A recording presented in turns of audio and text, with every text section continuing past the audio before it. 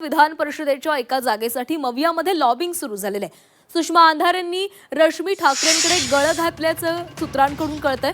वैभव नाईक दानवेंची राऊतांमार्फत मोर्चे बांधणी सुरू आहे। उद्धव ठाकरेंसाठी देसाई आणि मिलिंद नार्वेकर आग्रही असल्याचं कळतंय।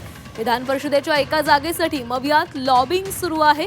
सुषमा अंधारेंची रश्मी ठाकरेंकडे गळ पाहायला मिळालेली आहे। सूत्रांकडून याची माहिती मिळते।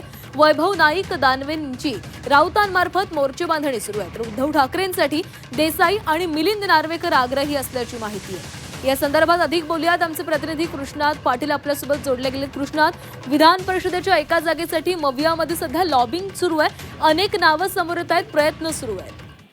विधान परिषदेच्या एकूण 9 जागांसाठी निवडणूक लागलेली आहे आणि उद्यापासून या निवडणुकीसाठी उमेदवारी अर्ज भरण्यास सुरू होणार आहे।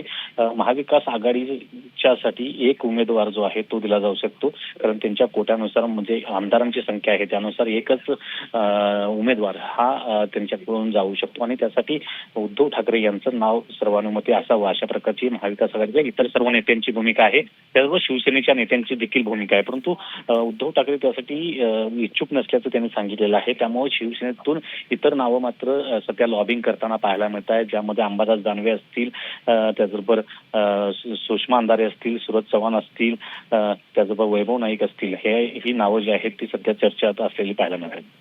नक्कीच कृष्णात, धन्यवाद दिलेल्या सविस्तर माहितीसाठी।